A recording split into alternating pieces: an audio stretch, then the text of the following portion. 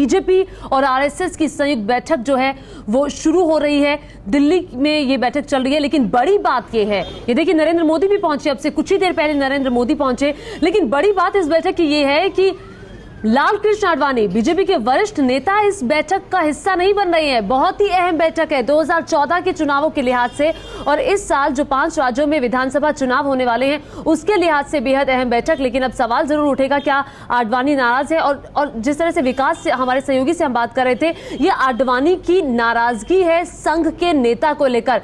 विकास, बड़ा सवाल यह है कि अपनी नाराजगी के चलते आप एक महत्वपूर्ण बैठक को छोड़ रहे हैं जो आपकी पार्टी के लिए बेहद अहम है, इसे कैसे देखा जाएगा? ये देखिए, लालकृष्ण आडवाणी ने हमेशा से उनका स्टैंड रहा है कि भ्रष्टाचार के मसले पर उन्होंने कभी समझौता नहीं किया। चाहे कर्नाटक के मुख्यमंत्री बीएस येदियुरप्पा के मामले को ही क्यों ना लें, वो एक बड़े और जमीनी नेता थे, लेकिन भ्रष्टाचार के आरोप लगने के बाद लालकृष्ण आडवाणी के दबाव के बाद उनको हटाया गया था।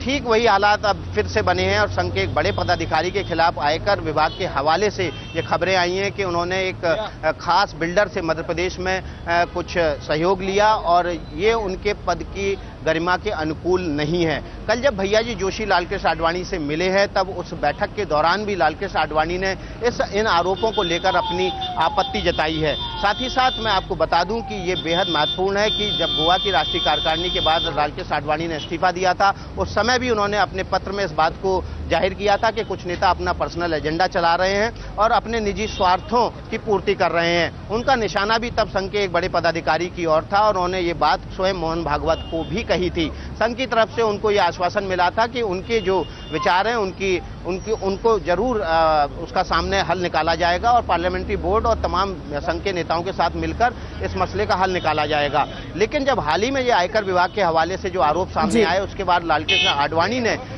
इस बैठक से दूर ही रहने का फैसला किया, क्योंकि वो भ्रष्टाचार के मामले पर समझौता करने के मूड में नहीं है। चाहे वो बीएस येदियुरप्पा का मामला रहा हो, चाहे वो पार्टी के पूर्व अध्यक्ष नितिन गडकरी पर लगे आरोपों का मामला रहा हो।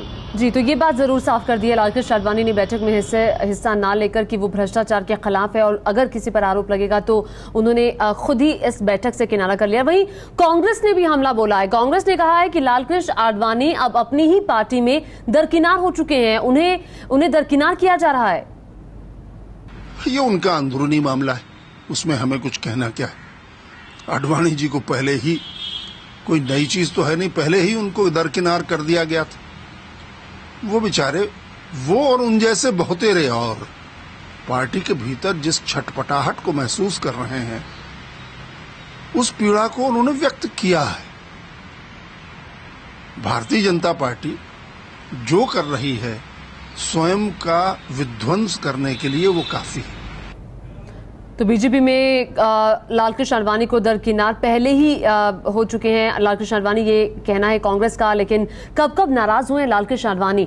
आपको याद होगा, नितिन गडकरी को दोबारा अध्यक्ष बनने से लालकृष्ण आडवाणी ही वो शख्स थे जो रोक रहे थे और जिन्होंने रोका था, चूंकि भ्रष्टाचार के कई आरोप नितिन गडकरी पर लगे थे। मोदी को चुनाव प्रचार की कमान सौंपने के वक्त भी लालकृष्ण आडवाणी नाराज हो गए थे और उनकी नाराजगी उस वक्त भी खुलकर सामने आई थी। गोवा की बैठक में उस वक्त लालकृष्ण आडवाणी नहीं गए थे। कई ऐसे मौके आए हैं जब आडवाणी खुलकर सामने आए हैं। जेडीयू से तालमेल टूटने के वक्त भी आडवाणी नाराज ही थे, उसके बारे में उन्होंने प्रतिक्रिया भी दी थी और यही कहा था, और यही उस वक्त सामने आया था कि वो खुश नहीं है जेडीयू और बीजेपी का जब रास्ता अलग हो रहा है, उससे बेहद वो नाराज हैं। तो ये वो मौके हैं जब लालकृष्ण आडवाणी नाराज हुए और वो दिखा भी, वो उनके एक्ट से दिखा भी।